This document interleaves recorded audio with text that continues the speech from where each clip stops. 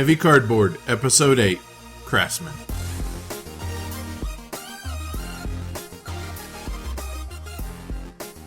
Coming to you from one of only 4 cities to print U.S. currency, sunny Denver, Colorado. Welcome to Heavy Cardboard, where we talk medium-heavy strategy board games, war games, 18xx, and other related topics in the board gaming hobby. We're your hosts. He's Tony. He's Edward. So, hey, welcome. Let's remind everybody how to get a hold of us, because we love hearing from people. You can reach us on Twitter, at Heavy Cardboard, Facebook, Heavy Cardboard. You can hit us on email, heavycardboard@gmail.com, and of course our website, heavycardboard.com. And also, as always, we'd appreciate you all rating us or leaving a quick review on iTunes. That'd be great. Let's get right to business. Let's do this. All right, so what games have you acquired recently? You know, funny, going back to the last episode, yes. I told you how things are going to be limited. So I have acquired none, I've acquired nada, and wait for it, I've acquired zilch. Zilch. So yeah, I didn't... None of those were that new Feld game. No, none of them. I did pre-order the new Fragger Games game, Dragon Scroll. They come out with one game every year. I want to say last year it was Spellbound. It was either the year before or that. They have really cool resin figures in the game and everything. They're collector's items. Pre-ordered that, and also my pre-order of, speaking of kind of Feldian, of La Granja or La Granja. Oh, yeah. That's supposed to be here tomorrow. My pre-order Really? for that. Yeah, so wow. Looking forward to that. But yeah, haven't acquired anything. Amanda's really okay with that, although... while not acquiring anything, I did build the new shelves, the expedites that we've had sitting in the spare bedroom for almost a year now. So we now have a wall of gaming goodness. Your past acquisitions have acquired a new home. They have. There Many you go. of them. Yeah. So, yeah, but that's it. So nothing. How about you? I've only made 2 recent acquisitions myself. One is Manila. I've seen the cover of the box. Yeah, That's about all I know about it. It's nothing we'd ever feature on Heavy Cardboard. It's more like a gambling and speculation game. Is it fun, though? That's what it sure as hell looks like. So, oh, you haven't played it yet? Well, and no, I haven't. And here's the thing. It goes for like about $140, Marketplace, eBay, Amazon, etc. And I was trolling BGG forums on the game, and this one entry in there was like, is there any hope of getting this? And it was from like 2012, and there was a link to this company in Italy. So I hit that link, and like they still showed up on their website. So I emailed them and said, "Do you really have this?" She goes, "I got one sold." Rock on, so dude! Like $50. Sweet. Then I was gonna take like $20 shipping, so right. It should be here anytime. Oh. Good deal. So that's cool. That's always nice when you find those little out-of-the-way places like that and gets, not really getting over it. Because, I mean, you're buying, the company's making their money. Absolutely. You're buying it. But the fact that you're getting it below market value. So rock on. Apparently it comes with Italian and English rules. That would make sense. Perfect. Okay. The other acquisition that... I'm waiting to hear Endeavor. No. Okay. No. 2 episodes. Well, no you know Endeavor. what? I'm not going to find Endeavor in Italy, probably. So I bought Manila instead of spending $140. Ended up maybe spending $70-75 total, right, with freight and everything. So right. Endeavor will wait once again. All right. But Among the Stars is a game I've had for a long, long time, and my one recent acquisition of theirs is earlier this year. I supported their Kickstarter. But just for the accoutrements, like the metal coins and the extra cards and everything. Right, yeah. That came in like Friday. And so, I'm a total sucker for metal coins. If Chutes and Ladders had metal coins, I'd buy Chutes and Ladders. Or say Zaya. Right. Zaya, yes. But in the case of Zaya and Chutes and Ladders, I would use the coins in a good game. Terrible. I shouldn't have said that. Now I feel So I was bad. really excited about that. New location cards for Among the Stars. Again, a game that would never get any love on Heavy Cardboard. No, but I enjoy it. Cool drafting game. Yeah. You just got one. Yeah, 7 Wonders-ish. Yeah. Set in space, kind of. Some of the location cards are now 2. Oh, so that's cool. So like half the location is in the deck, and if you buy that location, you get the other half for free. So it's like a double wide. Trailers in space. That's awesome. So that's really it. Okay, cool. All right. What, This is a weird week. I mean, you look at our last episode, and I acquired like 432 games, or like 8, and now nothing. Yeah. So it feels a little weird. Although Math Trade did just finish, and I was able to unload my second copy of Sherlock Holmes Consulting Detective. Oh, cool. And I have Nauticus on the way. Bad game. Really? You're not a fan, huh? Not a fan. And I love Kiesling und Kramer. Right. And but I can't technically say I've acquired it yet because it has not crossed the threshold into the house. If you'd like to play, I'll bring it over, but it's on my for trade list on See, BGG. I thought you were going to acquire it, and you never did because I hadn't heard anything about it. Played it 3 times. And Yeah. in fact, let's not get ahead of ourselves here because Nauticus is going to come into this conversation Really? near the end Really? of this podcast. Yeah, so let that just pique your curiosity and whet your appetite for what is to come, sir. Yeah, I'm definitely curious about that. The two of us Yeah. have been playing some games together in preparation for our podcasting activities. Yeah, pretty much that's all the gaming we've been doing lately. It is has all been, it has revolving been. around the show. Life and work, we're getting in, show gaming. Right, And which is it. good because, I mean, they're heavier games and it's stuff that we want to play and stuff. Mhm. So it's not necessarily work, mind you. No. Just that's really all either one of us has been playing because we've both been crazy busy life stuff. Other than a stray game of Impulse or something when I have time. Or Star Realms on the iPad. Star Realms on the iPad. Awesome implementation. Craftsmen, Vinhos. That's all I've been playing. 1 game of 1846 with you. And what do you think of 1846 so far? So I thought it was pretty awesome. Yeah. Actually. Yeah. We played that 3-player, you, me, and Amanda won. Yes. So chicks do dig the 18XX and can be proficient at it, or Cool we chicks suck, do. one or the other, or it could be both. Yeah. Have you been playing anything other than those that we've been? Nope. All right. Well, I've had no time, just no time. Well, we know that, as we just mentioned, I have not yet acquired Endeavor, Still hunting, but that'll be an easy duck to shoot. What about you? What are you hunting? Again, because of the money situation, although that should be resolved later this month. Really excited about that. Getting our home equity loan and getting the settlement for the dog bite stuff and all that. Get all that out of the way. So until those things go down, nothing. But that said, the Essen Geek List, or Essen and Beyond Geek List that I made a little while ago, I wanted to highlight 3 games that just recently I added onto this geek list, which you may or may not be aware of. So this would be fun to see your reaction. Okay. In no particular order, there's one called 3 Kingdoms Redux, or Redo. So the designers actually geek mailed me on Board Game Geek and said, "Hey, I saw your geek list, and I think this game might interest you." And I kind of roughly just kind of glanced over it, and I was like, eh. But then as I dug a little deeper into this game looks really cool. Okay. Well, anything 3 Kingdoms. Yeah, exactly. Right. Yeah. Right. So it recreates the tripartite between the Wei, the Wu, and the Shu. And you represent one of those 3 feudal lords, manage different aspects of running a state while guarding your borders against rebellious border tribes and external enemies.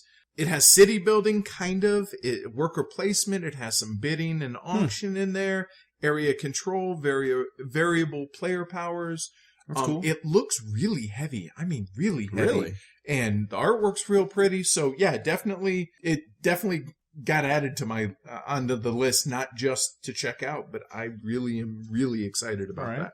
So the next one, and I'm going to butcher this, and I don't care. Wir sind das Volk. Oh, yeah. That's East Germany versus West Germany. Yeah, it takes place... I saw that. It takes place in 1949 Germany. It's designed by 2 different designers, one of which is... A former East German communist? Not so much. They designed King of Siam, and the other designer designed Maria. Oh, really? So that's really interesting. Dude, both of those are really good games. Yeah, they are. And obviously, that's why it's on this list. So the theme is really unique. Like I said, it's 1949 Germany, One player plays the FRG, the other plays the GDR, which is East and West Germany, respectively, after World War II. Right. You're trying to boost the economy and increase your country's standard of living. There's not a ton of info out there, and I did see a map of the game. Too. It's a cool looking board. It's definitely on hey, let's find out more about it. So where's Matt when we need him? Yeah, for the pronunciation, I know, right? I know Das Volk is the people, but what's the first part? I don't know if it's Weirsind or Veersind. Veer. But anyway, and the last one, this one, I'm hoping you don't know about yet. Okay. And it is 3 things coming together that have me really excited. Martin Wallace, Spielworks, Stronghold Games. My ears are focused. All right. What is it? So there's a game that came out, only 500 copies in German only, called Age of Reason. That's the English, obviously, English name for it. I'm not even going to try and go for the German. It's a re-implementation of Struggle of Empires, Martin Wallace's game. Like I said, there were only 500 copies of it made, and only in German. So what they've now done, or what they're doing, is the 3 of them have come together to make English edition of this. And it's an area control with shifting alliances, which are retained from Struggle of Empires. Yeah. But it's supposed to play faster and be a more elegant, or quote, more elegant and modern design, end quote. Sign me up, dude. Yeah, right now. Those are 3 things that I'm all over. Stephen, when can we pre-order? Right, yeah. So it's supposed to be coming out 2015, but nonetheless, it's something that got added to my radar. So yeah, that's very while cool. not really hunting those games per se, but just kind of added onto the horizon. So there you go. Something different. All right, let's delve a little deeper into a couple of games that we want to highlight. The game I want to talk about is The Palaces of Carrara. Cool game. Very cool game. And really hard to get in English. Wolfgang Kramer. Yes, really hard to get in English. I adore this game.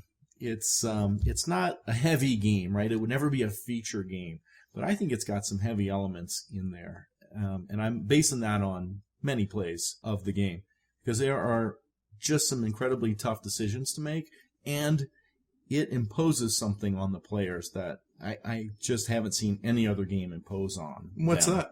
Well, we're going to go there. We're going to go there. So I think that thing is, there's a brilliant market mechanic, and B is the way players earn money and score points is just a brilliant notion. So it's a 2 to 4 player game, plays in about an hour. Regardless of player count, would you say? I've only the fewest I played was 2, but only 1, and it was once, and it was terrible. But so I've only played 3 or 4. Okay, and I would just go with that about an hour. I mean, because it can be 40 minutes, it could be 100, it could sure, because of what's going on in the game. And what's going on in the game is actually rather simple. You're buying marble of different types from the market, and you're going to use these marbles to construct buildings in different towns. Not like marbles, like kids shooting marbles. Like square blocks of marble. All right. You're going to build these buildings in 6 different towns, and each of those towns has a set of requirements for the types of marble they'll allow. And as you can imagine, each of the 6 towns, one has a more stringent requirement than the other. And the towns that are the most stringent are obviously the most valuable in terms of income and victory points, right? I mean, it's a euro, right? But here's the cool thing. The game ends when one player, or at least one player, can declare the end of the game because he or she meets all of the 3 end game requirements. And those end game requirements change game to game. There's tons of the cards. So the 3 that get dealt, you get 1 from this category, 1 from this category, and 1 from this category. The combinations are multiple. Sure, which adds to replayability, Absolutely. which is awesome. Absolutely. And that's different as opposed to just your standard, X amount of turns or whatever that goes into that. There's a 4th card that gets turned up too, and that's for bonus points at the end of the game. But a typical end game condition might be, score 25 points, or build, so many buildings, or buildings of a certain size, or in certain towns. I mean, the list goes long. And on your turn, when you're setting out to meet those goals, you can really, just buy marble from the market, or you can construct a building from marble you already have, or you can decide to score points and or money as your action. There's no such thing in this game as end of round scoring. Right. Right? Or do this and earn points. You, and only you, are 100% responsible for when and if you score any points or make any money. That reminds me, and it just dawned on me, because I've played Palaces of Carrara with you once or twice. I can't remember how many. But that reminds me of a game that I was just looking at, which is Arcadia, which is a family game. Okay. It's not a heavy game by any stretch. I have not played Arcadia. But you dictate when and how and if you score points. So very, very similar in that respect. Okay. I just think that is a brilliant thing. Yeah. So you score when you want to score, not when the game says you have to. So if I play like crap, I played like crap, and it's my fault. There's no like catch-up mechanism either, right? It's not that, this game is brutal in that respect. You're only going to score when you decide to score, and the amount of points or money that you're going to score is based on what you've built and where. So if you're just a floundering, then your points will reflect that. Your points will reflect that. And then the market is also, I think, pretty smart too. How you can decide to turn the wheel and lower the price for you and everybody else behind you, right? And it's just even those decisions are quite delicious. When to turn the wheel, when not to, and things like that. It's a very, very simple game. It does not take long to play, but because of the very, very cool market and the brilliance of you being responsible for if you suck or not is just, I think, gives the game a lot of tough decisions and a lot of enjoyability. So deep, but short playtime. Yeah. Deep, but short playtime. It probably, it's easy to play badly, so it probably would turn off a few folks because, and I don't think this is a gateway game at all. But at the same time, even if you play like crap, okay, it's an hour. It's not like you played like crap and it's a 4-hour game and you're like, son of a... But if you like tough decisions, even if you made the wrong ones, you probably had a good time anyway. Cool. And... you mentioned the English version being hard to find. I got the German version. So if any of you out there listening are interested in Palaces of Carrara, don't be afraid of the German version. The only German text in the game is on those bonus cards. The end game. Right. But they have iconography on the card too. So like, I don't even notice the German words on them. I'm looking at the icons. Okay, cool. So that's good to know. It's a fast, fun, challenging game. And I think it's quite unique. Although maybe Arcadia's got a little kinship to it, but again, Arcadia being just a Ravensburger, really family-oriented game. One step above a Ravensburger puzzle. There you go. Okay. I'm going to rate this game. When we're talking about our little side games, we only rate from 0 to 4 because sometimes we might not have played a game long enough. But I definitely have, and it's a 4 for me. It's good. It's a good. Okay. As long as that appeals to folks as far as the short play time and not the heaviest of games. Right. But there's meaty decisions. Meaty decisions. Okay. Gets over quick. Cool. Yeah. What's on your list to talk about a little deeper? And I want to emphasize the little deeper because I'm noticing a trend here in a sense that last week you were like, last episode, you were like, yeah, I don't want to go too deep into this one because we're probably going to talk about it soon. So here's a hint. I don't want to talk about this too in depth because it's probably going to be in an episode soon. And that's Vita Lacerda's most popular game, I think, and that's Vinhos. Yeah, great game. Published by What's Your Game. Like I said, don't want to go too deep into this, but just kind of whet the appetite. 2 to 4 players. In our experience, I'd say 30 to 40 minutes per player. Yeah. So what's happening in the game? The game's all about making wine, selling wine, and having it judged at the wine fairs. Yes. The game's played over 6 years, but the wine fairs happen at the end of the 3rd, the 5th, and the 6th year. So you get decreasing amounts of time to prepare for the wine fairs in between each one. So that first stretch, those first 3 years, you get time to kind of get your wine building engine going, and then it's a diminishing returns as far as how many actions you're going to get. It's like a time war. Yeah, definitely.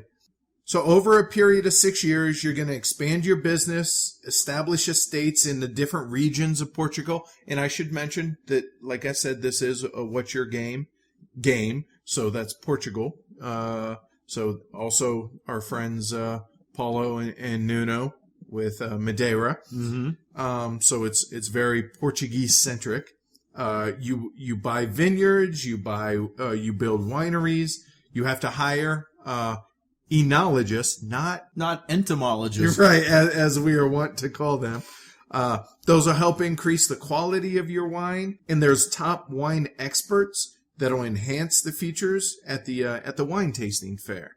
So let me stop there and get your input on it. So yeah, we've played the game a couple times and stuff, and then we're firing it up again on our Tuesday night schedule so that we can have multiple recent plays before we pound this game out on heavy cardboard. And we're enjoying the hell out of it. We really are. It's hard. It is hard. It's really, really hard. I got my teeth kicked in when we played this most recently. There's so much to juggle. Again, it's super heavy, I think. I think it's extremely heavy game. It's quite heavy.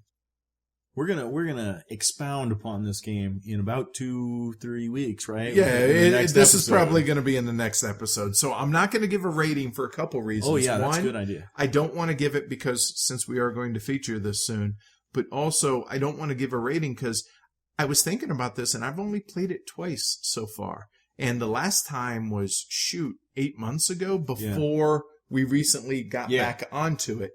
And I know you've played it more I was recently. in that 8 months ago game, and I played it twice recently. Okay. Once with you, and then once at my place. All right. So, yeah, we're going to play it probably another 3-4 times in an upcoming next 2 weeks or so and bust that out. But, yeah, definitely a brain-burny, but surprisingly short game. Yeah, not Palaces of Carrara short. No. It doesn't feel like it's taking you as long as it is, and it's not taking you forever anyway, but... Yeah, I guess that's a sign that you're engaged, right? All the time, The fact that it's only a 2-hour game, give or take 15 minutes or so for a 4-player game, and play it 4. Yeah, it's definitely best with 4. I did a 2-player game, and it was good, but it's better at 4. Play it 4. Okay, gotcha. Like most games, right? Yeah. So that's Vinhos. Right on.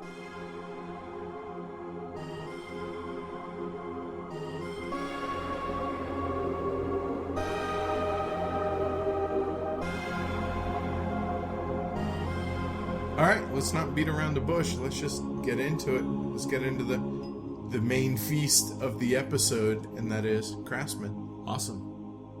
So Craftsmen, if our listeners recall, is a game from our anticipated games of the rest of 2014.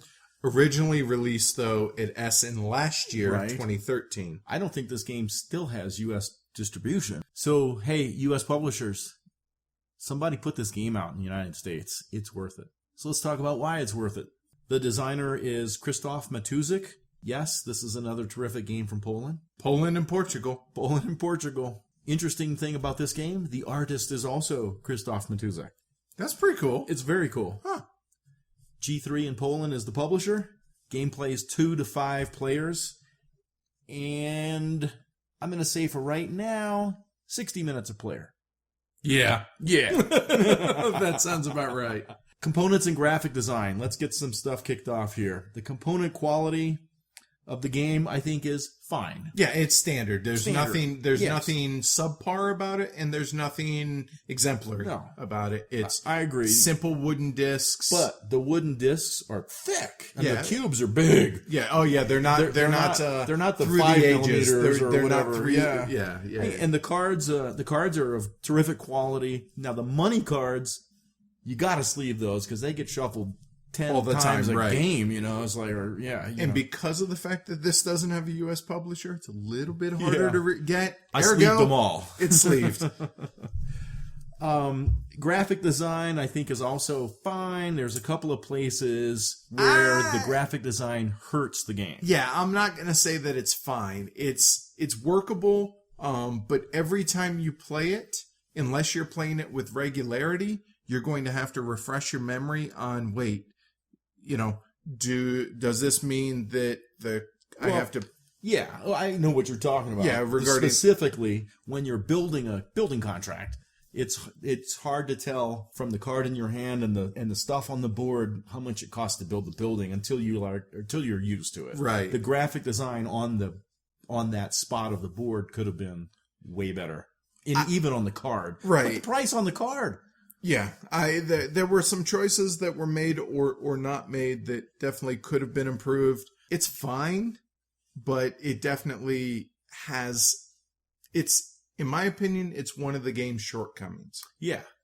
Another graphic design poor choice is there's just no support for colorblind players. Which I'm going to get into at the end of all this. All right. Yeah, definitely. So remember that.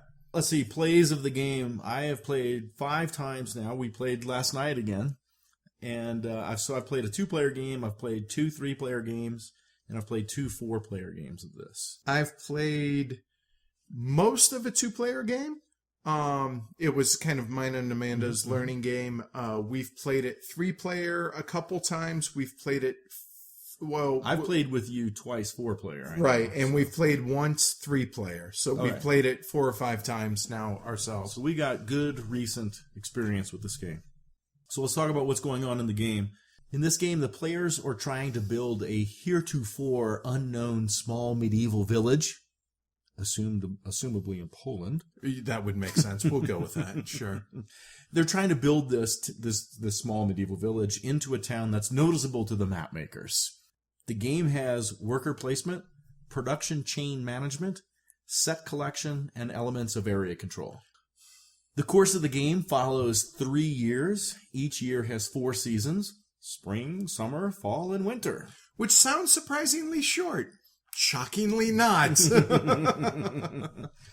Each season, except for winter, that's a bit of a special case, the players take turns placing one of their 5 workers into the 6 different guilds on the board. And just real quick, a highlight of what those guilds are. There's a banking guild to get money. There's a construction guild where you can build building contracts that you already have in your hand. There's a place to get building contracts for the future. There is a guild that allows you to produce resources from the buildings that you've already constructed. There's a market where you can, trade goods and buy goods and sell goods. And there's a town council at the end of the track that allows you to change the turn order or get a couple of different kinds of bonus tokens to use during the game. After the players have placed all their workers, the guilds are resolved in a particular order, and that order is very important. Which goes strictly left to right, but it's the order in which those guilds are set up by the designer. Which actually adds to the heaviness of the game. Yeah. One of those things is you must already own a building contract before you can build it, of course.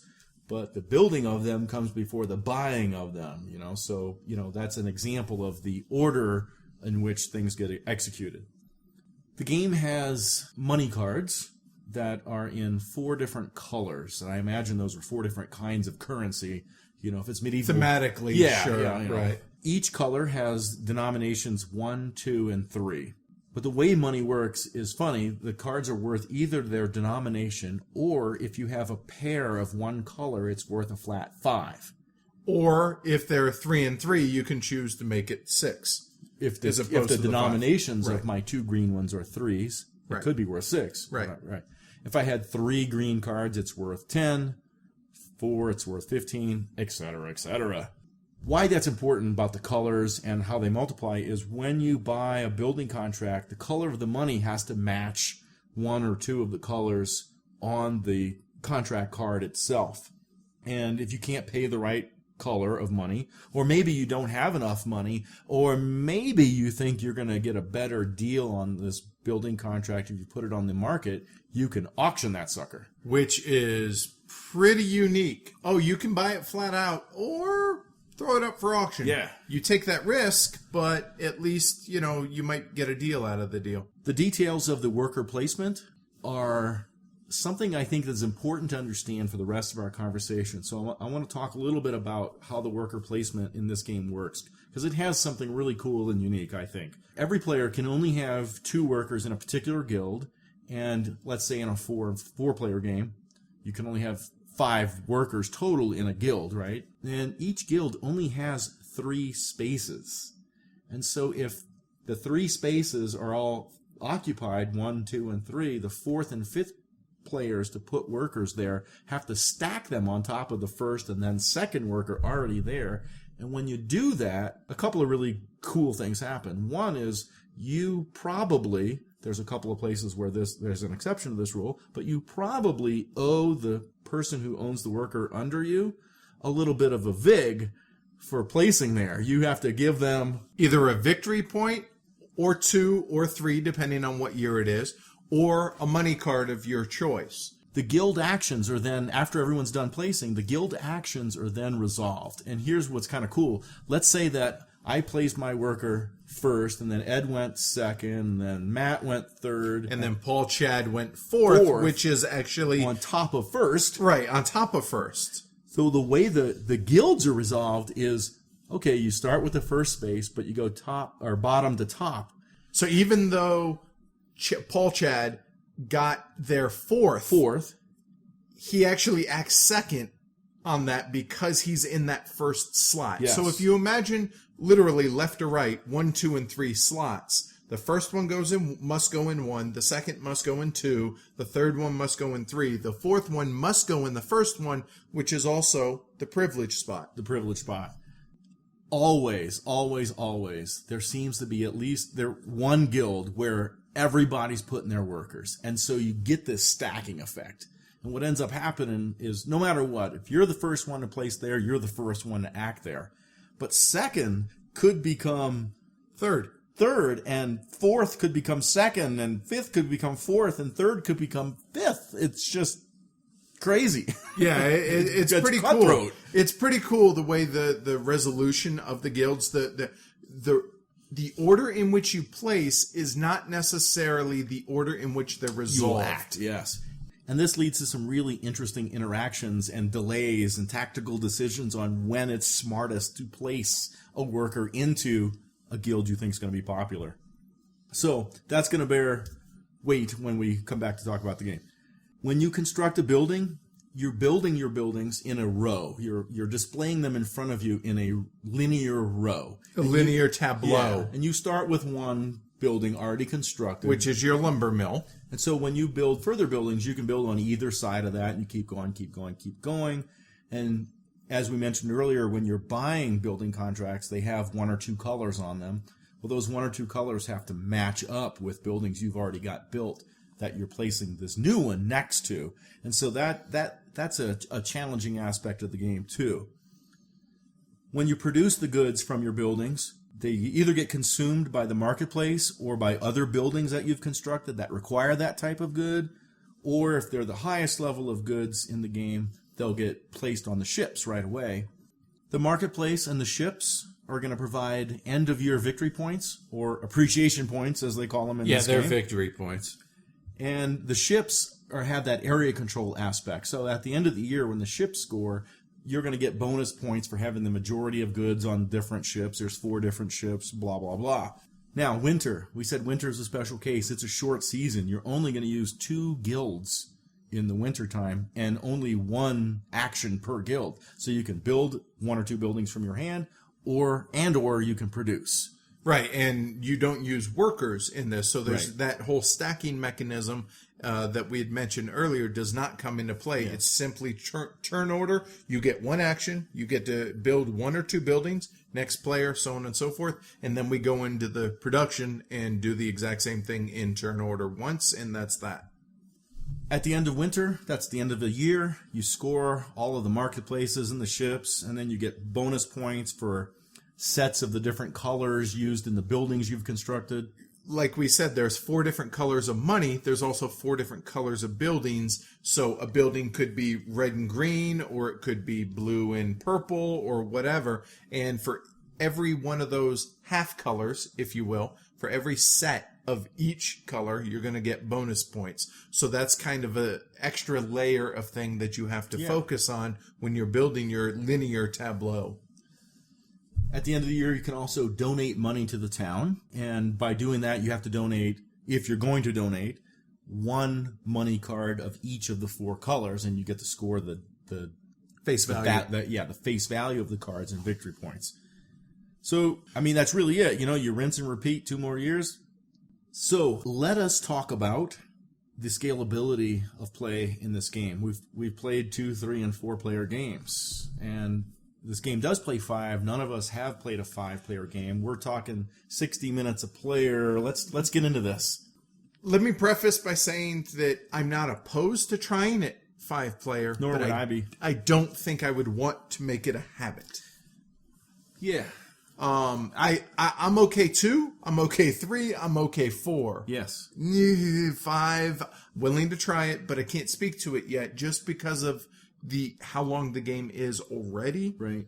It is going to add that extra hour onto the game, I think. When a 5th player is involved in area control stuff and buying things that are limited, and it does add an element of chaos into a game too, right? Another player trying, chewing through the things and stuff like that.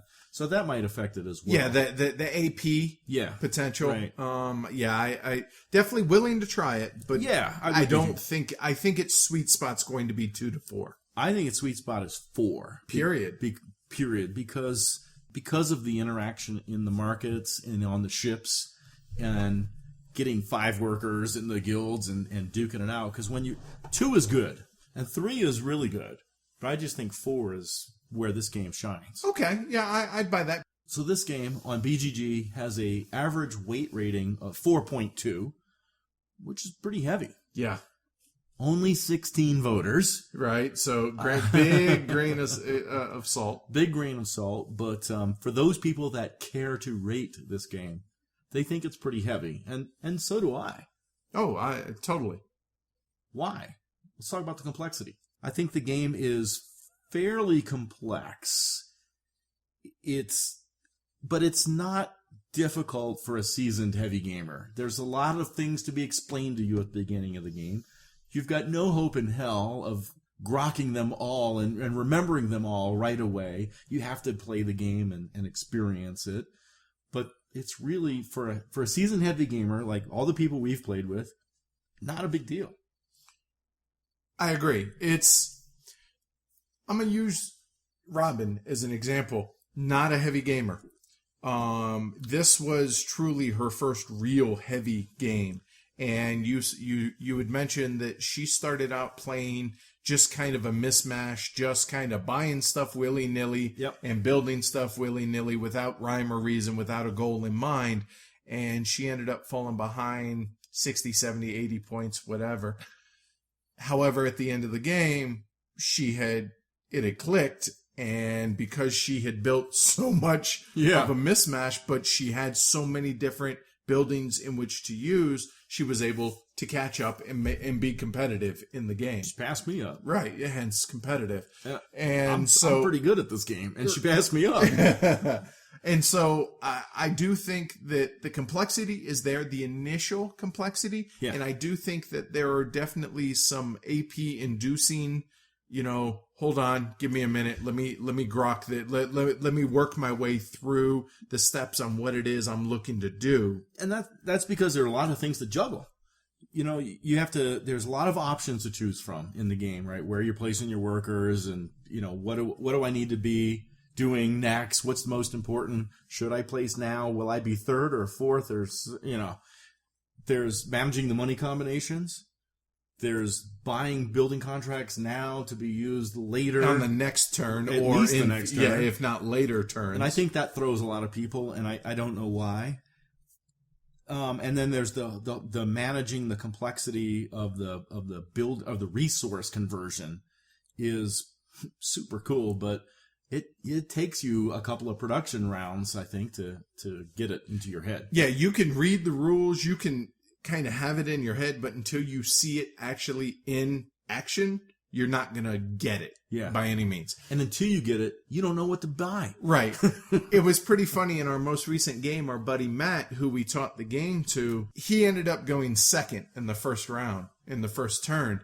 And so you went first, I think it was. I don't recall. And then he was agonizing over decisions on what to do.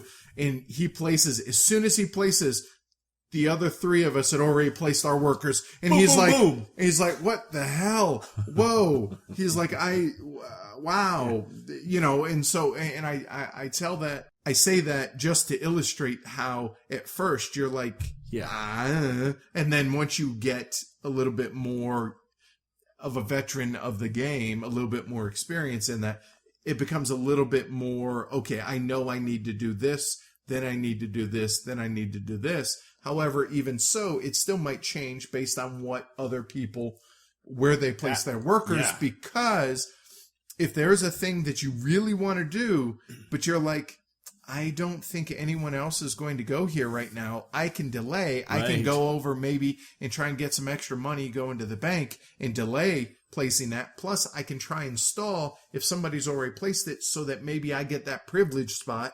So I'm actually not second to place my worker. I am fourth to place my worker, which is actually going to resolve second. Right. So the planning level required in this game is off the charts. You don't think so? I don't know. It's a lot, but I don't think it's off the charts. Well, all right, maybe not off the charts, but it's heavy planning. The minimum you're planning ahead is one turn. Right. The minimum. Everything that you're doing is looking ahead. You could have 3 irons in the fire that you're planning too. This one's 1 turn ahead. This one's 3 turns ahead. This one's 4 turns ahead. I mean, right. So that's what I'm saying by it's off the charts. I mean, you were really burning some brain cells trying to, okay, not only what am I trying to do immediately, this small thing to be able to do this next turn, and then like you said, 3 turns from now, I want to be able to try and buy this last building so that I can then build the building in the 4th and produce the good that building produces in the fourth round. And just to tie that back to the complexity, I mean, being able to do all that and to plan effectively in this game is just a critical factor to good play. Let's talk about one of my favorite topics in every heavy board game, luck and randomness. I think that the only luck in this game are 2 things. Determining the initial turn order and the denomination and color of the 5 money cards you're initially dealt in the game. Now, there are random things in the game, more luck of the draw, but they can be mitigated. Right. Let's talk about money. When you go to the bank and you want to take money, there's 2 face up, so you get to choose, you have to take at least one of those. You could take them both, and then you could take, you get 4 total, so you can then take 2 or 3 from off the deck. Top. Right. And so when you're taking those 2 or 3 off the deck, you don't know what they are. So that's a bit of a random factor. There's not much mitigation for that except for take money a lot. So one thing to know about the money deck is 3/6 of the cards are so ones, a half are ones. Yes, a half. But 2/6 or a third are 2s, and 1/6, which is, wait for it, 1/6, are 3s. So when you're drawing, there's a 50-50 shot that the card you're going to draw is going to be a 1, and there's a 25% chance it's going to be one of the, whatever color it is you're desiring, perhaps. So if you understand that stuff, I mean, you can see why I think the only mitigation is, well, just get more money. If you need red, then do things that earn you more money. Right, to where odds are you're going to, over the course of 8 draws, you're going to get some red money bills. And by the way, the things that you're doing to get that money are helping you win the game. So, you know how I am about random stuff. I'm okay with that. Yeah, it really doesn't bother me really at all? The available building contracts. When there's 2 of each type of building. There's 3 types of buildings. So there's 6 cards you can choose from when it's time to buy a contract. And you have to pay, as we said, with the right kind of colors for the right one you're building and stuff like that. That's completely, as you said, luck of the draw. What 6 are up of the 100 in the deck? Although there are certain starter buildings that start at the top of the deck. So you know that, okay, these 8 are going to be the first 8 off the board, if you will. That's a good point, because not only do you have to worry about the color, but what is the good that production building creates for you, too? Now, I think when we talk about the privileges, there's a certain privilege that will mitigate the random factor of what buildings are available. Right. So again, it's mitigatable luck or randomness in this respect. I have myself been frustrated by this, even mitigated, and I've seen Amanda be frustrated by this, even mitigated. So even the mitigation doesn't completely eradicate the random factor, but I'm good with it. I'm okay. There's going to be randomness in life, in everything you do. So put 2 workers there then. Yeah, exactly. Right. Or if you can't do that this turn and this season and next season. So, interesting thing about this game is we were talking about this on the deck last night at my house, Matthew and Robin and I. This game has caused a lot of just discussion at my house about different factors in the game and how things play, and I'm going to try this next time and that next time. And when it comes to the randomness and the mitigation, Matt said something brilliant, and I want to carry that into this podcast because he borrowed this line from the Rolling Stones, but you can't always get what you want. But if you try sometimes, you just might find you get what you need. And I think that's so damn true in this game. That's actually pretty good. Yeah. I mean, terribly stolen, don't get me wrong. That's no, actually, it seems to fit. It really does. Good call, Matt. Regarding the length of the game, not an issue for us. I've read a lot of comments and complaints. Oh, this is a long game. Too long, with lots of O's and things like that. I will say this. Yesterday, Matthew, Robin, and myself, we had 3 hours to kill before the Broncos started. We knocked it out in 2.5. All being experienced players, though. All being experienced players. And I'll go into this a little bit more, but I'm okay with the length of the game, but it can drag at times. I do feel that with higher player counts. Player count. Yeah, not play counts, but player counts. So with more players, it can drag a bit. So I can understand that. Absolutely. And whether or not that will necessarily bother you, that's up to, every person's going to have to decide that for themselves. But I definitely can understand that. I think this is a good game that illustrates why length is a factor in heaviness. I agree. Yeah, it's because this, at times, can feel like the length of game that it is. Absolutely. I agree with you. In your opinion, sir, how long does it take a person, or maybe yourself, however you want to address it, to get this game, to be able to, as you're fond of saying, compete in that competition of decisions? I think at some point during the first game, you're going to be able to kind of get it. You might not be able to, like we were talking about Robin. She had no clue what the hell she was doing at the beginning of the game. Right. Matt, the other night, he was agonizing over every single little thing. Ponderous. And here we are, boop, boop, boop, right. And right on there. You can get the game. Yes. Clearly. Yeah. Anybody with any experience, even without that experience, can get the game during the first game. But it's going to take you probably a good first half of the game, I would say, to get it.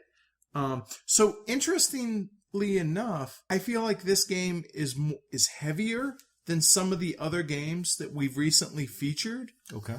But the amount of time it takes to get it in this game, even though it's heavier, I feel, is less. So I find that kind of weird. An interesting. It's because you play with excellent gamers. Well, obviously.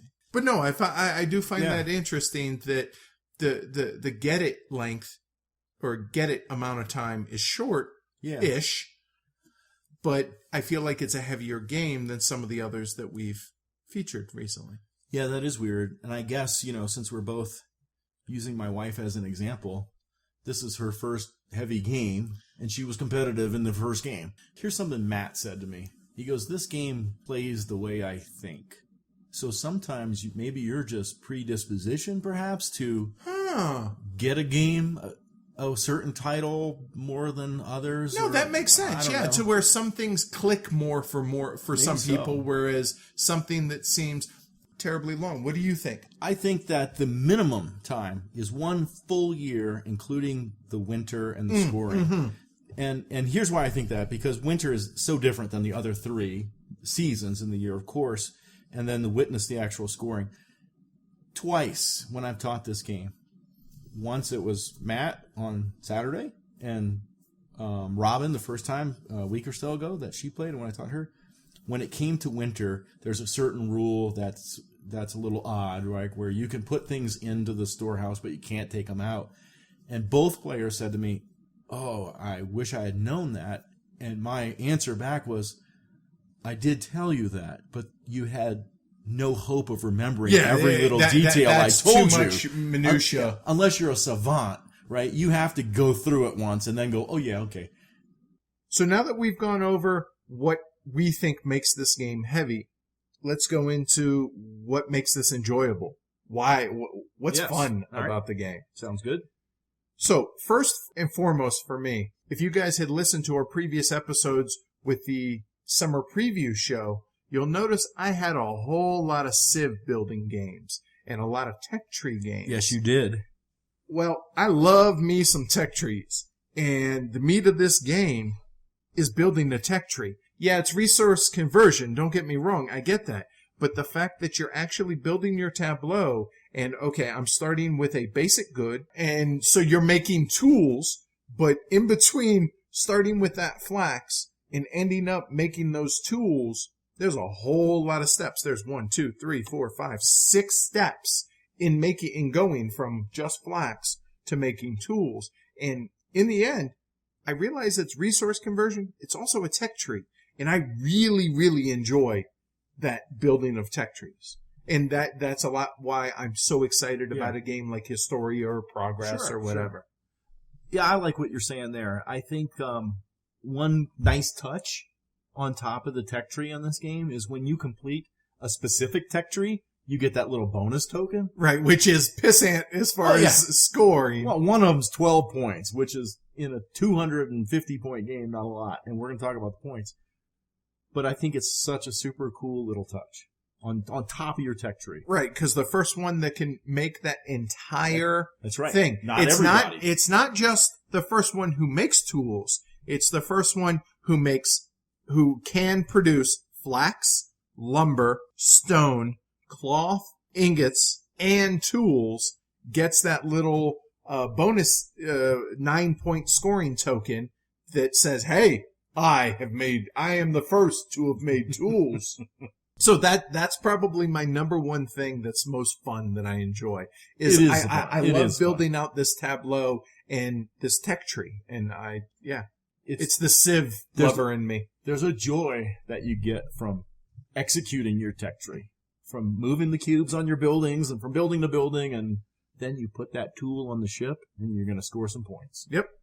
God, we're such simple-minded folk and nerds. I think that the worker placement technique in this game is really cool. You know, that whole stacking thing. And in the game that we all played on Saturday, there was a perfect example. I know exactly what I'm over here laughing because there was a lot of cussing going on. I needed that building that made wax. And so I was second in turn order. And Ed, you were first. And you placed your little yellow, because you always play yellow, your yellow worker on the first spot of the purchasing a building contract. And I'm like, I hope to hell he's not wanting wax. So I went second and put my worker second. And then everyone was buying buildings. And somebody, I can't remember if it was Matt or Amanda, placed on top of you because the other spaces had been filled up. So not only was I not first, I placed second, I was third, and I did lose out building that wax building, and I had to dance, and think on the fly and do something else, right? But that whole worker placement technique in this game is really thrilling. Because if I had just maybe been a little more patient, Yeah, I was just going to bring that I up. would have Maybe been you could have gone fourth, i.e. second. right? Yeah. And that would have given you the privilege. But, as my wife says, I'm not patient, so I went second/third. So on that same note, I do like that with the stacking mechanism, kind of to piggyback off of what you just said, I really like that in some of the spaces, not all, because the ones that have the ribbons on it, you don't have to pay the person the you stack VIG, on top right? of You the don't VIG. have to pay the VIG. But I do like that in some spots, you do have to pay that VIG.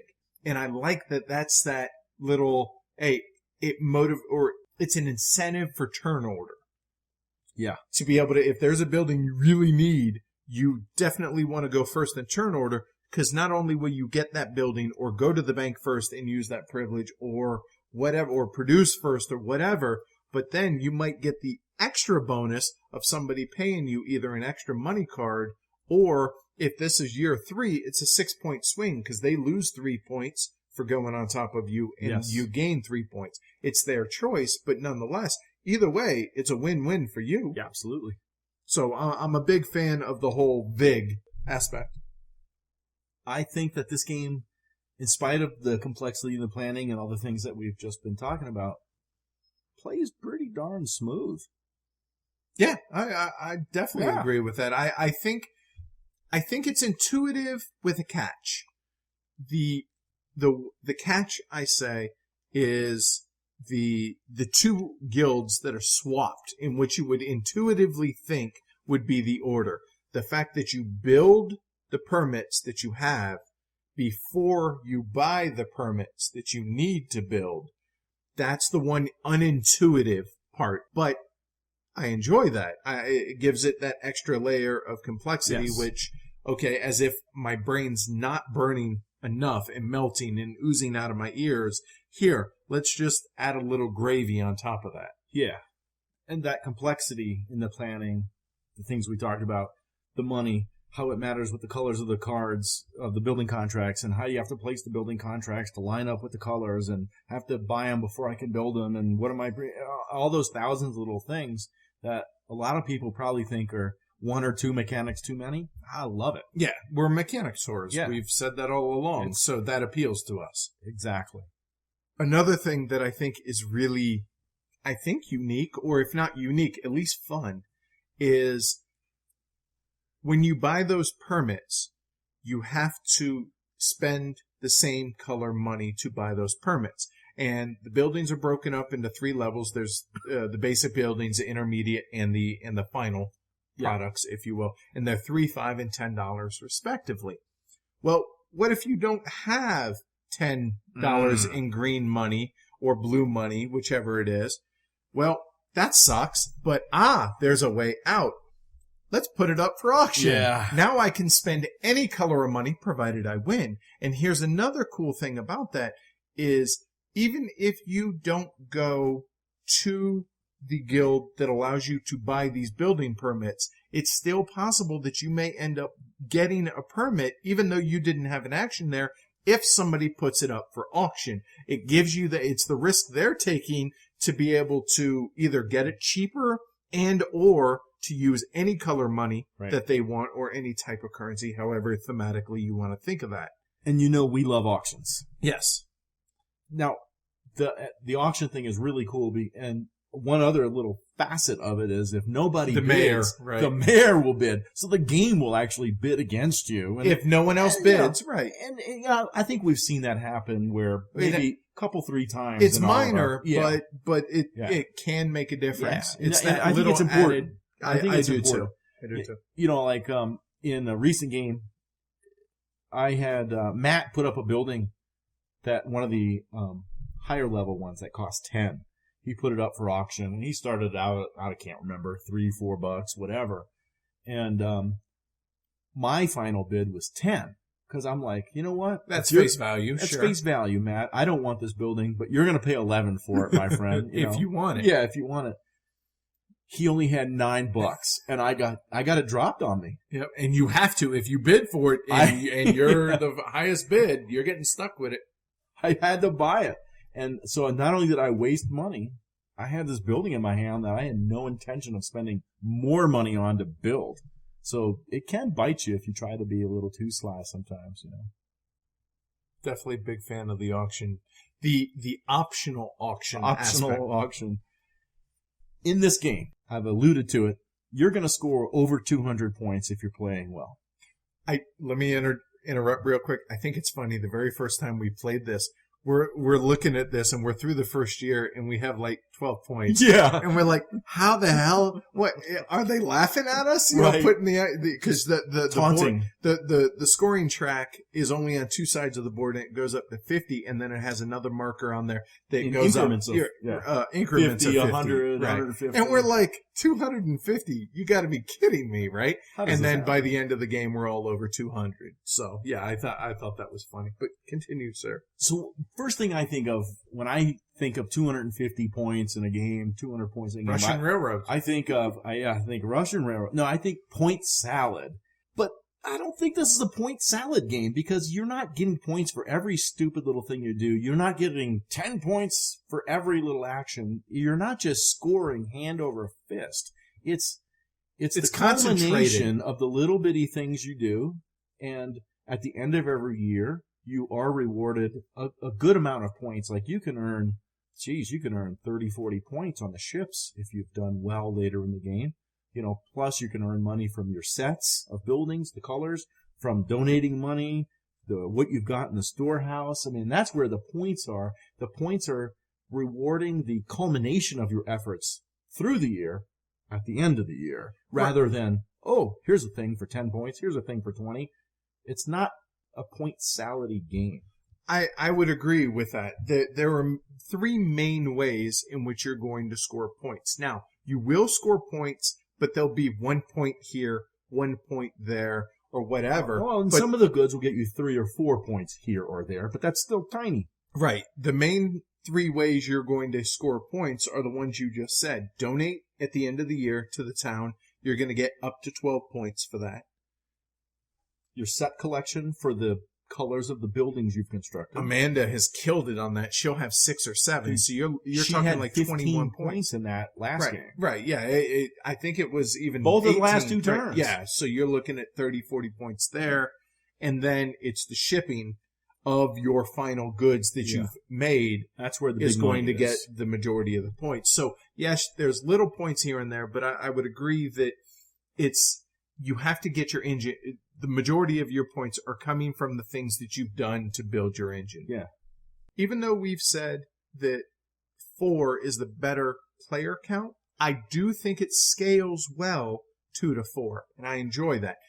This is not a game that I would avoid playing with Amanda if we had a couple hours to kill on a Saturday, whatever. It's something that we very much would break out, even just 2-player. There's just going to be less points on the ships. Right. That's Which and less competition I'm okay with. Which then rolls into my next point, Okay. the other thing that I like, and that's the pushing of other people's stuff overboard. Oh, on the yes, ships. bribing the captain. Right. So when you produce, the only goods that go onto ships are final products, whether it's those tools that I spoke with, whether it's wine, whether it's, Candles. clothing, right. All those are going to be exported on the ships. And that's where the majority of the points come. Well, over the course, especially in the third year, people are going to be focusing on producing these end products to be able to get them onto the ships so that the ships are close to full, or at least for that item. Because each ship has 2 ships each have the same goods, have an overlap of goods. Right. Each ship only has 2 spots per good. So if I'm producing tools and you're producing tools, Tony, turn order is going to come into play because there's only a total of 4 spots on 2 different ships, 2 each. So if we're both producing, if we both produce 4 things, there's only room for 4. So what happens is if the spots are full, you can bribe the captain, which is simply 1 money bill of whatever color in any denomination. and who's ever on the edge of the ship, boop, gets pushed out into the ocean, and they lose, I don't know, anywhere from, say, 2 points up to as many as 14 points. Yeah, it could affect that The area bonus, control. right, the area control bonus or majority bonus. And so I like that little extra, kind of take that doesn't always come into play with lesser play counts because you can player count, because you can be developing or producing different end products. Yeah. Whereas in a 4-player game, there's going to be that overlap. So in the higher player count, you're going to get that kind of more take that. It's not a lot, but there's enough of it to make it apparent. Let me ask you this, because what you're saying is sparking a thought in my skull, and that is, I think that this is a game where it's important to be first, but it's important to be last in the case you're talking about, so you can see what everybody else produces and you can shove them off. But how do you feel about turn order importance in this game? Like, if you remember our Panamax discussion, I don't care. Right. Right? In this game, I feel like I care, and I care to be first. I do, but as I get more experience in the game, I'm realizing that it's not necessarily important to go first. It's important to go ahead of the person who you think's going to take the same actions as you.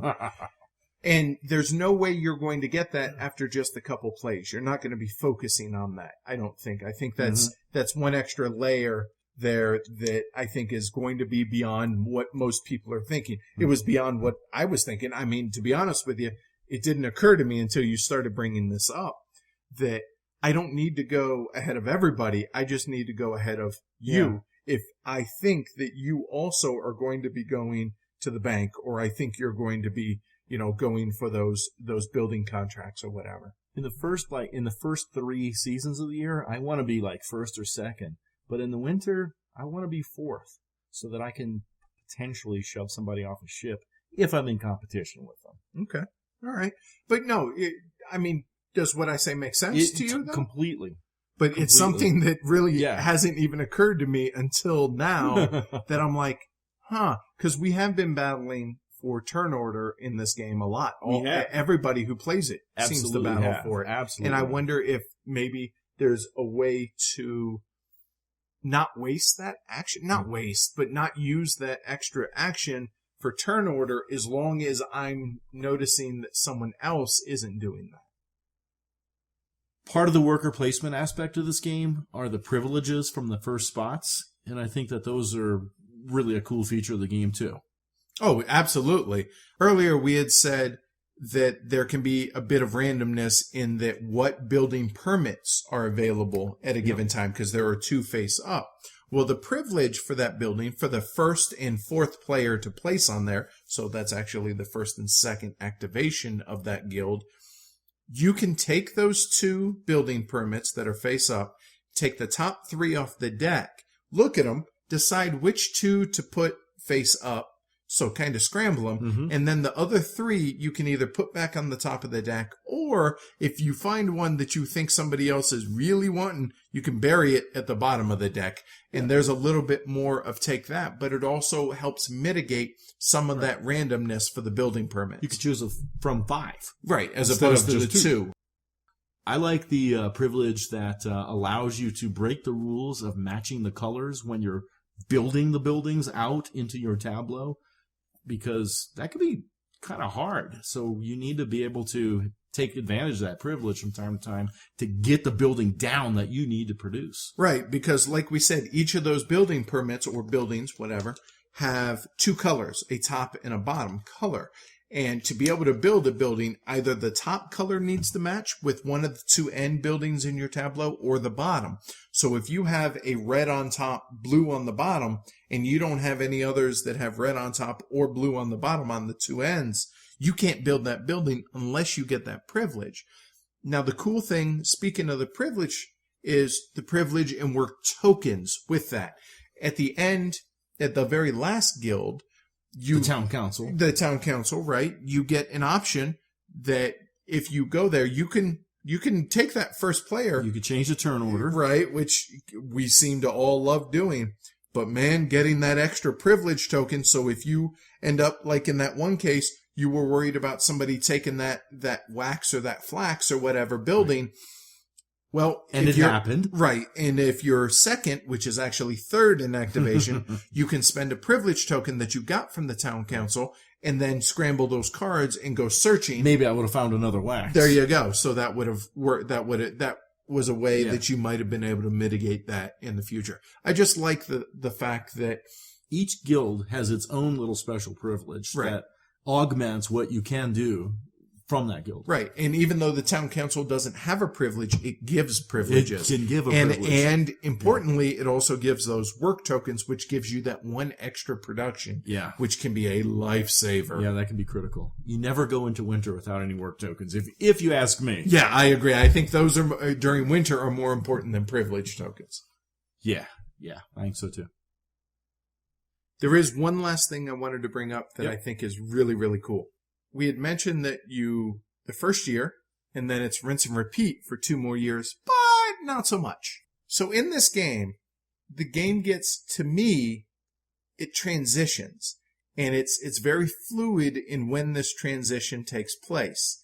It takes place usually sometime in the second year, but you're never sure when it is.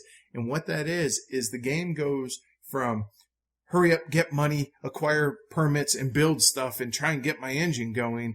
And then at some point, it transitions to more fighting over being able to produce in those buildings. You are so right. And I like the way, because our buddy Paul Chad mentioned the first time we played this, he said, so are we going to just do the same thing for 3 years?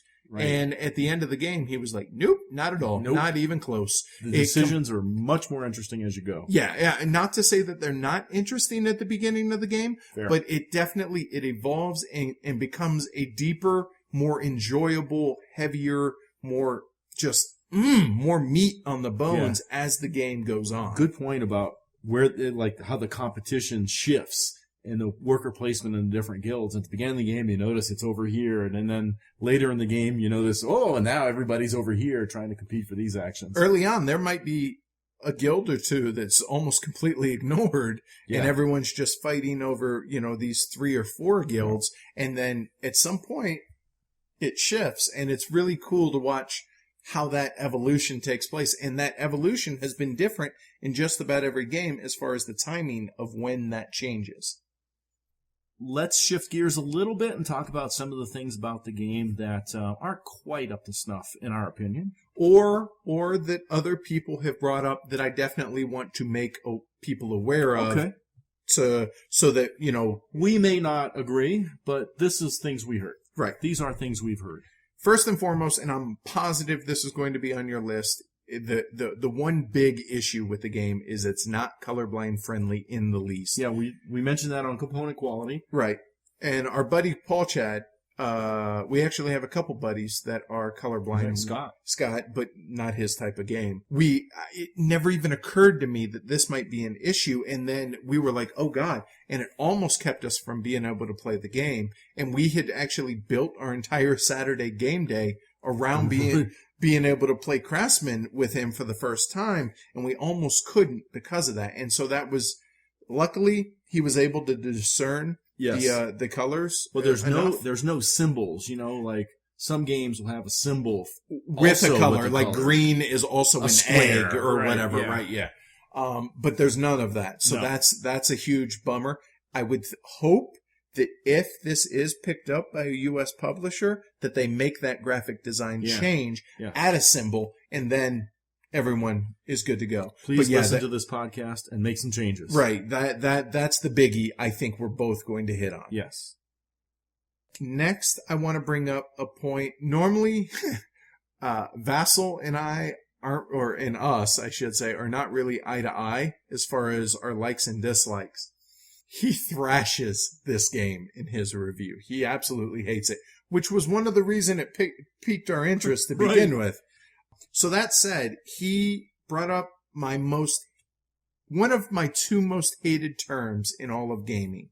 One of them is elegant. Yes. The other is complexity for complexity's sake. However, I will agree with him to a point about this game. Now, we mentioned that the guilds resolve left or right in a predetermined order that's static. It doesn't change. And the fact that you have to build buildings with the permits that you've previously acquired. Well, you acquire those permits after you build buildings. So that does require you to think ahead. It's a deliberate choice the designer made, which I'm okay with. Absolutely. I have no qualms with bet. that. However, I can agree that that was added, or that if you had switched the buildings the other way, it would have been simpler. It would have been easier. It would have been simpler. And I think what trips up people is, in most games, when you build a building, you get to use it. Where you buy a building, right? I get to put it down and use it. And in this game, you have to delay your gratification because you got to spend more money later to build it. Right. Which I'm okay with. I enjoy that. However, some people will, and I agree with Tom that that was added in just as an extra lever that you need to think about, pulling, and it's an extra layer of complexity that's not necessary, but I enjoy it. Yes, thank you, Christoph, for putting that in there. Right, but I'm just saying that it's very rare that I will agree with that phrase. The whole complexity for complexity's sake. People have said it about Panamax.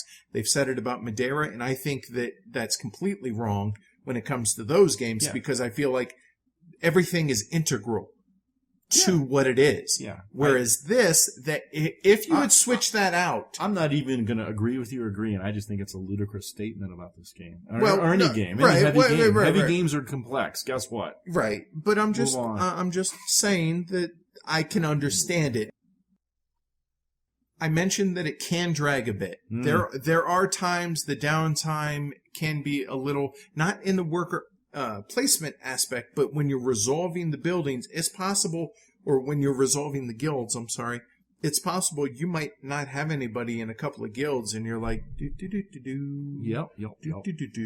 So there can, during the production phase, one person's production, especially in the later years there's 4 and 5 actions that you're allowed to take, plus the bonus tokens that you can do. There's that whole, AP that can come into play, and it could be a while till you go. So it can drag, and it definitely feels like the amount of time that the game is. It's not one of those games. You're right. Like Democker doesn't feel like it takes a long time. How many times have we said that talking about games? Like, man, it doesn't feel that long. This does. Yeah, it does. It does. But it's not necessarily bad, just something I want to make people aware of. I still get enough out of the game. Right. I don't mind the length.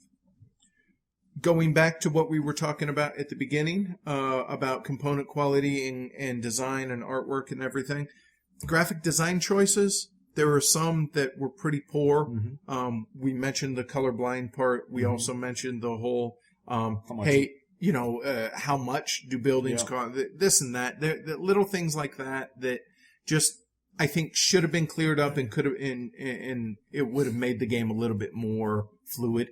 I was reading other people's comments about Craftsmen, and Nuno Sentiero made a comment on this game, and he said it felt underproduced, and maybe that's a reference to that. Where, maybe they could have used a little more polish on a few aspects. That sounds fair. Yeah. So I have 3 more, and I know it sounds like a lot, but these are minor things. I detest any tiebreaker that is turn order. In this game, the first tiebreaker is who's got the most money cards. The second tiebreaker is lowest in turn order. Now, you know what? Even in the National Football League, let's say that 2 teams tie for the division lead. There's this list of 8 tiebreakers, and at the end of that, they flip a coin, right? Don't make turn order your second tiebreaker. This game has so many awesome things by which you can break a tie, or simply just say it ends in a tie. Number of buildings built, anything, of sets, the value of your money, anything. Sure. Right. So the Sunday game, killing time before the Bronco game. Matt and Robin tied on points. So does that mean you took last? I took last. Okay, just checking. Damn it. They both had the exact same number of money cards. and Matt was lower in the turn order. And that just felt so unsatisfying. Even to Matt, it was like, really? The second tiebreaker is that? Right. So in my opinion, it's a tied game. Yeah. I mean, there's so much good stuff to utilize. Right. Or just call it a tie. Agreed. Yeah. We have not played this game 5 players. However, I fear the amount of downtime in that. The game can drag already with 4 players. I'm a little concerned dragging a lot with 5 players. I wish we had been able to play this 5 players to be able to definitively say, one way or the other, what we found at least. And we still can, after the fact. My household loves this game. Right. Oh, and as does ours. But I just feel that there may be too much downtime with that. Yeah. But that being said, I would like to try it, just maybe to see if I'm right about worrying about the chaos, see if you're right about the downtime. But you know what? I think we both are right. So if I never played 5, whatever. Not the end of the world. Yeah. Sure. The last thing that I have, and again, probably not a big deal to most people, but it's a bit of a table hog. The fact that your tableau can be 15 cards wide. Yeah. If you have 5 players, that's a big table. Little board, too. Small board, big tableau area. So that just wanted to point that out. You're not going to be playing this on a coffee table with more than 2 players. All right, let's summarize our thoughts on Craftsmen. I'll go first. This is a great game. I traded for it after only 1 play. I gave up Hansa Teutonica. Which I still am surprised you did. I can get Hansa Teutonica for $25. And I can't get Craftsman for $25. That's true. When I acquired this and played it a little bit more, it is the third 10 score on BGG ratings in my collection. So needless to say, I have a feeling what you're going to rate this. Okay, noted. Okay. So I have Le Havre, I have Trajan, and I have Craftsman as 10s. If you like thinking games, good amount of Euro-style interaction, don't mind the length of play, you're going to love this game. Sounds about right. I wouldn't rate it a 10 necessarily myself, but in summary, like you said, as long as you don't mind the length of play and that it can drag a bit, if you enjoy building tech trees and it's a little bit heavier, it doesn't feel like resource conversion to me. It feels like tech tree. It feels like a sieve almost, like you're building the buildings in this town. Theme's a little weak in the game, no doubt. But if you enjoy tech trees, like I do, and you enjoy long-term planning, along with a little bit of tactical worker placement in there, absolutely, it's a fantastic game. So on a scale of 1 to 4, which is our rating, which 1 is don't ever want to see it again, no thanks. 2 is meh. 3 is, yeah, that's a good game. Yeah, it's one that I would seek out to play and one that I would enjoy owning. And a 4 is stop. As soon as the podcast is over, go order it. That's right. My rating for this game is a 4. Shocker. Shocker. It's a terrific game. Right. What's your rating, sir? I'm not as enamored with it as you are. For me, I think the thing keeping it from being a 4, really, there's a couple things. Let me stop here. I have it rated a 3. Okay, definitely a very good game and a game that I actively want to play, and I own it, obviously. I'm happy to own it, and I plan on keeping it. The thing keeping it from a 4 is the fact that it drags a bit, and sometimes a little bit more than others, and the graphic design. Yeah, irritates me more, and the fact that it's not colorblind friendly for guys like you, for Paul Chad and other friends. That's the things keeping it from being a 4. So that's Craftsman.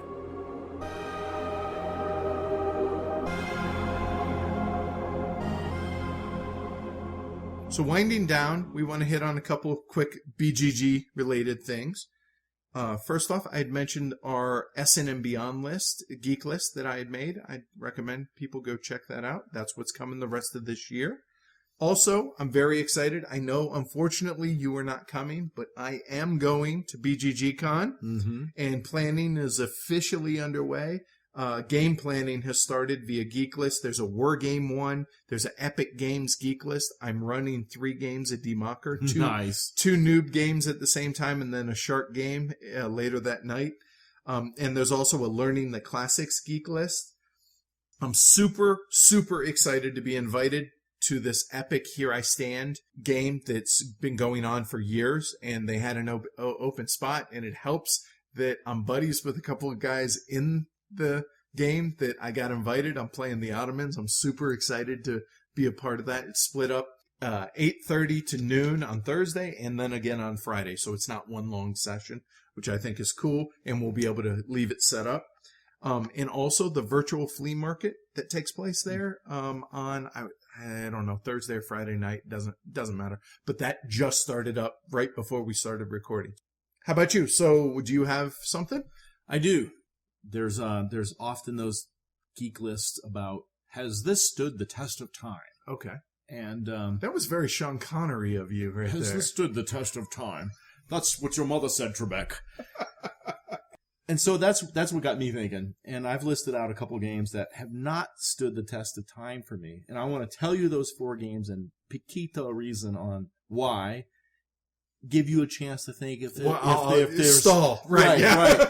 If there's 1 or 2 for you. Okay. So Hansa Teutonica. I traded it for Craftsmen. A little dull.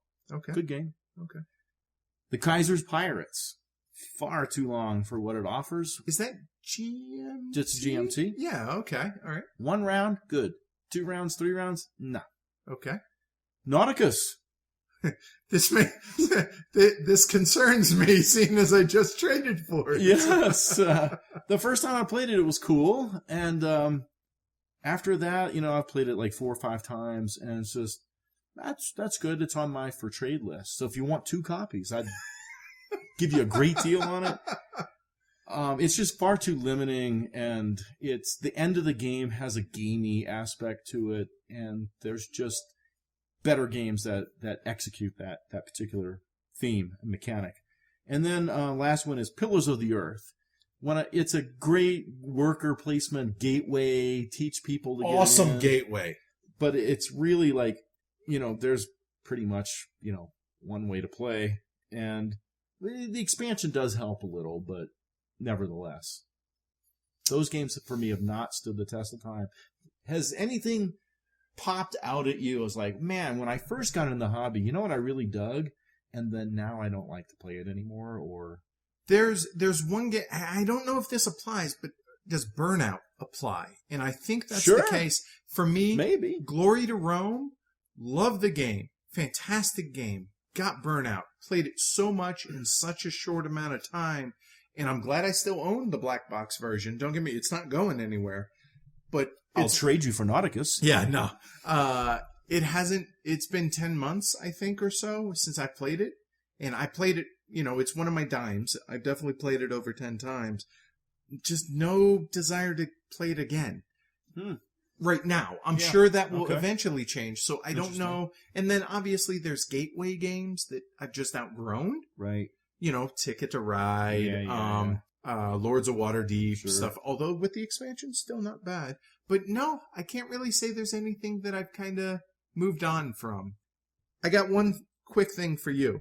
The name of the geek list is, It's Okay, Guys. These games will not sap your precious bodily fluids. I saw that one, Did you? Yeah. So, and the whole premise of this geek list was that, hey, if there are off-putting themes or non-masculine themes, it's okay. They still might be good games. That's right. You're allowed to play them. So there are 3 that instantly came to mind to me. But I'll start with you. Is there anything that either you've played or want to play or wouldn't play because of the theme?